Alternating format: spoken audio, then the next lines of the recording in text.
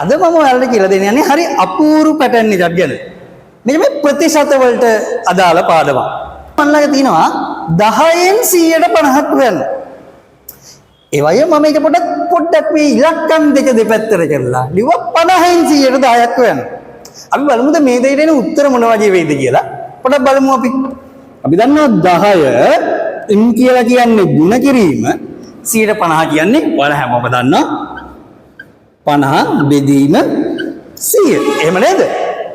එහෙනම් මේ 10 බිඳුවයි මේ බිඳුවයි මේ බිඳුවයි මේ බිඳුවයි කැපුණා.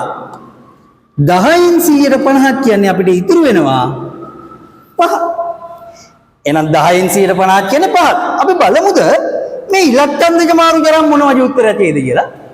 50න් 110ක්.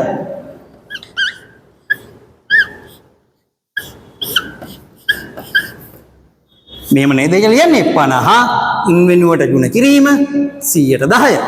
එහෙනම් මට මේ බිඳුවයි මේ බිඳුවයි මේ බිඳුවයි මේ බිඳුවයි කියපුවේ මොකද්ද ඉතුරු වෙන්නේ? 1 වරක් 5 5යි. දැක්කද වෙච්ච වැඩේ? උත්තරේ සමානයි නේද? ඒ කියන්නේ මොකද්ද? 10න් 150ක් ගත්තත් 50න් 110ක් ගත්තත් එන උත්තරේ එකයි. 20න් 105ක් ගත්තත් 5න් 120ක් ගත්තත් එන උත්තරේ එක වෙන්නම ඕන. ඔයාලට ගෙදරදී මම ප්‍රැක්ටිස් කරන්න පොඩි ගානක් දෙන්න. හදලා බලන්න මේ උත්තරේ. මේ ප්‍රශ්නේ උත්තරේ.